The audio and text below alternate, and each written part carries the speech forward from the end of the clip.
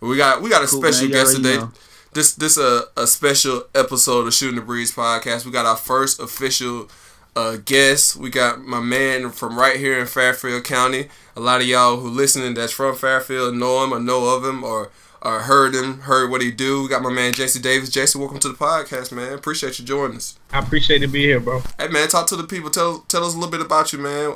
I know about you. You know what I'm saying? We go back to from high school together, but tell the people who listening that might not know a little bit about you, what you all about, bro. But for the people listening that don't know me, my name is Jesse Davis. I'm from Winsboro, South Carolina. Like Ralph just mentioned, we grew up together playing football. I rap and I teach English, and I'm a mentor at a summer camp currently, and senior in college right now, majoring in English. So after I graduate, of course, I plan to be an English teacher. That's if music don't shake, and that's pretty much, a brief summary of who I am.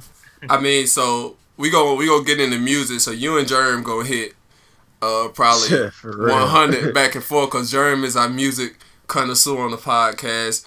So y'all go hit back and forth. But man, I made a joke about you last week. I don't know if you got to hear last week's podcast, but I made a joke about you how when you wanted to play center so bad and you just be on the sideline like, yo, I'm ready. You know what I'm saying? I'm ready. And I was like, Right. I was just talking. I was relating that to like just accepting who you is, bro. Cause like I was looking on Facebook about some guy from Fairfield posted somebody mixtape, but it was like Savage or something in it. And I'm like, bro, you ain't no Savage, bro. And I made a joke. I was like, yo, ever since high school, JC was like, man, I'm gonna be football. I'm gonna be football. But I was like, JC was a nerd, but JC's still a nerd, and he ain't never been ashamed of it. You know what I'm saying? Tell us like what made you like embrace that, bro. Like that's basically your brand. Like when you flowing, like I think you got an album. Your album is one of your mixtapes called that, right?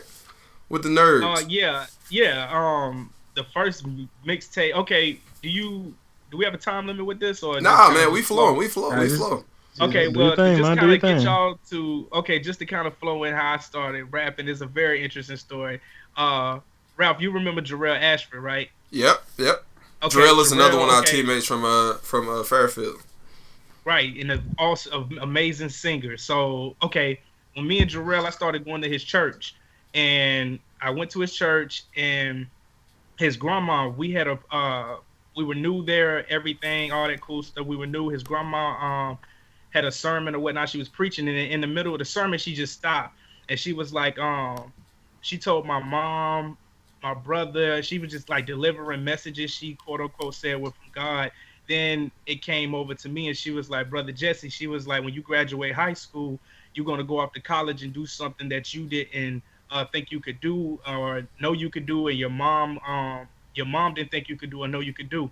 You know me, like you just stated, it was football, football, football, football. So I'm thinking like, okay, cool. When I go off to college, I'm gonna probably play football. This is some type of prophecy or whatever. So, um, get to college, and me and Darren James, another Fairfield Winsboro native, and a couple new guys I had met down there, we had they started rapping in the room, and I've always been a big Lupe Fiasco fan. Like I would go to the library. I like Ralph told you all, I'm a nerd, so I would go to the library and I would literally dissect his lyrics and just like try to like double entendres. I've just always been fascinated by English, so I would really go and just dissect his lyrics and all that cool stuff. So got to college, started they was freestyling in the room. I just was like, oh, I'm gonna just kind of try it out. So I started freestyling. Didn't really make sense, but it rhymed at the time. So I got into that, and then one of the I had went to college to major in recreation and leisure. So the lady, my English teacher, which was the lady over the English department, had heard on campus that I was rapping, and she told me if I changed my major to English, it would help me with rapping. So I said, True. bump recreation and leisure, and just was like, okay, cool. Let me go ahead and try being an English teacher since that'll help me be a True. better True. rapper. And yeah, so that's pretty much how that rapping thing got started. And you got Lupe to tweet. You and Lupe went back and forth on lyrics on Twitter a while back, didn't Yes, it? yes, How, this was I believe last year. Me and Lupe went back and forth on Twitter. He was just tweeting bars, and him and Mickey Fax was going back and forth. And I kind of chimed in just like everybody else, you know what I'm saying? You see Lupe on Twitter just battle rapping with people and stuff like that. So I chimed in. And next thing I know, I get a tweet back from him. And I was like, okay, cool. I'm going to tweet back. So I started tweeting more bars back at him. Then he tweeted me again. And I tweeted him more bars. Then he was kind of like, okay, I'm going to tweet one more set of bars at you. Then we're going to end it. So for him to engage with me 3 tweets worth of rhymes, that meant like, yo, he can, you know what I'm saying? I can hold my own. Am I up there with Lupe? Not right now, but, know, just to get tweeted back from him when there were over 1,000 other people tweeting him, so that was dope.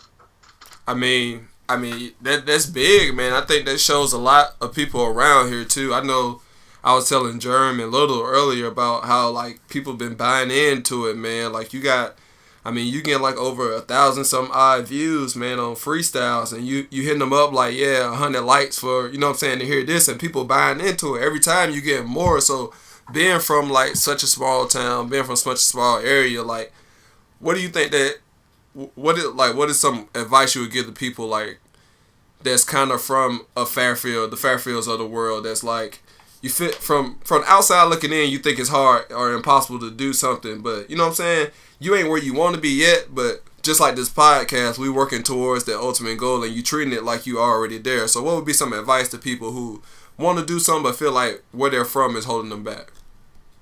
The most important thing is just being yourself. Like you stated from the very beginning, like, although I've grown, I've never changed.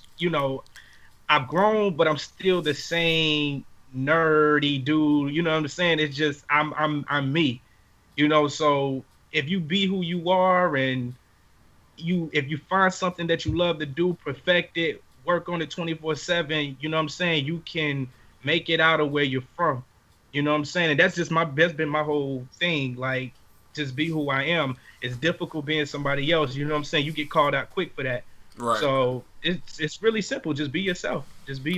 And, whatever it is that you want to do, if it's sports, I can't really speak from the sport perspective right now because I'm not, not the best baller in the world. I love football, but it just didn't work out for me. But I actually transitioned the whole the football thing into rap. Like, I always had a chip on my shoulder since football, like just being the best, you know what I'm saying? Just being the best and being like top notch. I transitioned that energy of just being underlooked and being, the underdog, and just transition that to the music. So it's just really just being who you are, just being true to yourself.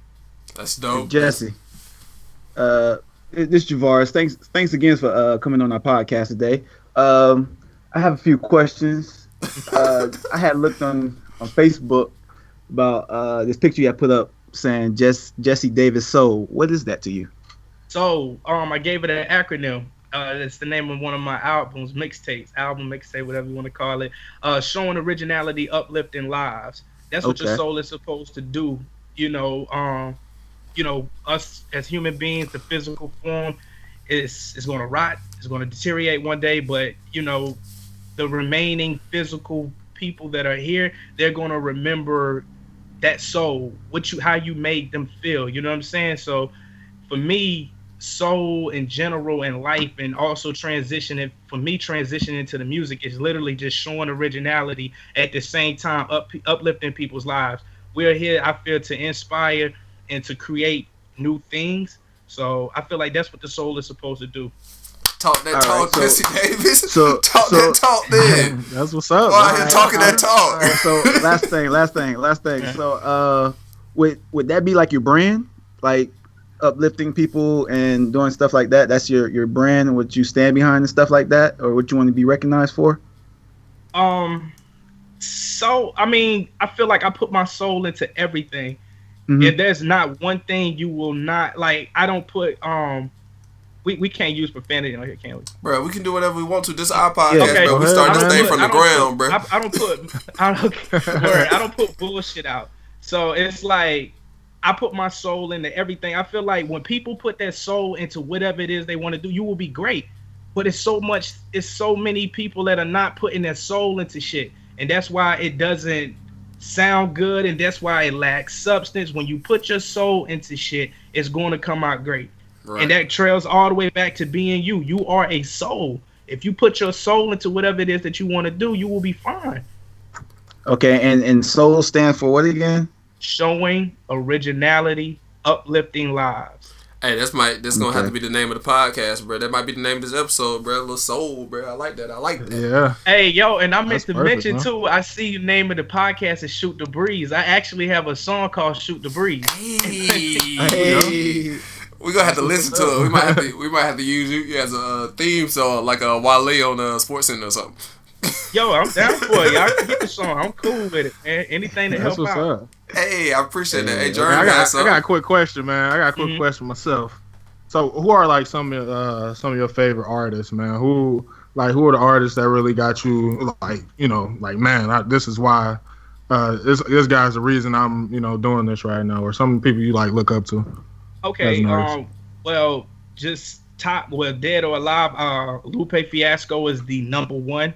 Nas, Big L, Tupac, Biggie, Pun, Mos Def, Common, Kanye West. Who else, man? Hey, you could have been a guest LL Cool J on the Dave Chappelle show, bro. Like you spend all Chappelle show. That's my favorite comedian. Yeah, he rock with them. But yeah, man, I'm trying to think. I love Lauryn Hill. As far as underground hip hop, I mean, I don't know if you want to consider it underground hip hop now, but you know, your J. Cole's, your Big Crit, your Wale, who else? Childish Gambino. Fucking love Childish Gambino, man. That guy's amazing. He's a genius. Ludacris, Outkast, Big Boy. You know, Outkast they've been very influential on me. Just coming from the South, Scarface, Big Pun. I said Big Pun. Excuse me. Bun B. Pimp C. Yep. You know, man, I listen to almost everything to have a balance. If it has substance in it, you know, I listen to it. Blue is another rapper that I listen to. I think that's pretty much it, man. Like I said, I listen. Yeah, I think we're on the same page, man. A lot of those guys you just brought up, some of the people I'm really into, and like Hoop said, I mean, I'm really into the music thing too. I can't rap or anything, but you know, I listen to music probably every day, all different types of, all different genres and stuff like that. So I mean, yeah, we're on the same page with that. So I can mess with you on that right there. That's cool, man. That's cool. hey, Jesse, one more thing. Do you still communicate with your English teacher that put you into the changing your major and stuff like that? I don't. I currently don't, because I don't attend Benedict College anymore. But not only her. I'm pretty sure Ralph did you have Mr. Leapart? Nah, but I know who you talking about though. No, I didn't have Mr. Leapart. I'm gonna be honest with you. Every English teacher that I had from middle school, I go far as back to middle school. Miss Hudson, Miss George, Miss Woodard, Miss Martin, Mr. Leapart, Mr. Hare. Like every one of those teachers, English wise, had an influence on me wanting to rap. Like I didn't. Miss Dr. what was her name? Miss Blair. Miss Blair was the main reason. She made me reevaluate everything that they taught me. And it didn't dawn on me that everything that they taught me is what, when I got to college, it was pretty much almost refreshing. Because it's like, okay, I learned this in high school. So they been taught me this, but now it's just I got to apply this to rap. Because I didn't rap in high school. I just listened to a lot of our friends. You know, they would rap at lunch, and I just listened to it and just like, you know, it's cool. And with that, okay. I guess we y'all got more questions. My bad, I ain't mean to. No, I'm good. With that, I do want to mention this to anybody that's listening that may kind of be like, you know, I actually had a situation. I love telling this story because of where I'm at now. I actually got what I was finna quit rapping when I was in college. What happened was we had at Benedict, you have this thing. I don't know if they do it at all HBCUs, but they had at Benedict, we had this thing called the BET Awards. And they had a spoken word and a cipher. I went up there to do the spoken word. I wrote a story in spoken word format. It was actually a song. I did a freestyle over Nas's One Life. I mean, One Mic, but I switched the concept of the song and called it One Life, and I performed that a cappella. I got booed off stage, and I remember Jarrell was with me and one of my homeboys named Al, and I told him, I was like, yo, I'm done with this shit. Like, this ain't for me. And he told me, Jarrell was like, bro, at least stay for the cipher. You know what I'm saying? Like, spoken word might have not been there, but you can rap, stay for the cipher. So I stayed for the cipher, and here I am, me, Jarrell, my homeboy Al, and it's a bunch of cats from Jersey. They had a bunch of women around them. It was 2 football players. They had like half of the football team and girls around them. And then there go me, just, you know, glasses on, chubby kid with 2 homeboys, and that's it.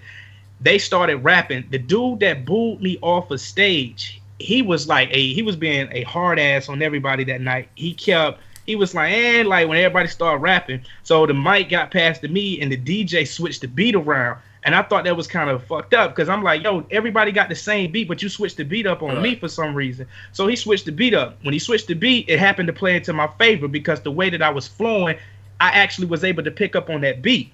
So he switched it up, and then this dude stood up, the dude that kept criticizing everybody, the one that booed me from spoken word, he stood up and was like, yo, this little nigga the truth. When he said that, that was like, oh shit. Okay, so I don't need to quit this shit. Like, you know what I'm saying? Right. So that couple minutes changed everything. And when he said that, the experience and what I witnessed was just super different. It was a chick that I had dig. I mean, not really dig, but I thought she was really beautiful. You said dig or did? Say it again. Dig or did? Which one you said? Dig. Like, it was the woman. She was beautiful. Like, I was really digging her. I thought the same thing. Yeah, I was really digging her. Like, is a chick that I thought she was really beautiful. And when I seen her, she used to come out of the dorm and I would speak to her. She'd just say, hey, and keep it moving. That night, when we went back to the dorm, she was like, you can flow, you can spit. She was like, what's your name? I was like, damn, I see you every day. Like, you know what I'm saying? Like, she was, I just never really seen you around here. And I'm like, damn. So it was everybody's reaction towards me, their energy towards me. It was just different. So, you know, hey. I didn't get caught up in that. But, you know, it was a really weird feeling, man. I mean, that shows you how people is, man. People only when they hear you doing something, they come out the woodwork. But when you try to mess with them down here, you say, I mean, I like that story because, like, I guess to go back to what we were saying, it's just about, like, you know what I'm saying, sticking to what you believe in, man. And that's motivation for our podcast, bro. That's why I'm glad you was able to be our first guest, you know what I'm saying, with and uplifting the people with stuff like that, because we just get on here and talk trash. We do a little uplift, but that's probably the best uplift we done had. And I mean, since y'all know a little bit more, we trying to keep it positive. We trying. But since y'all know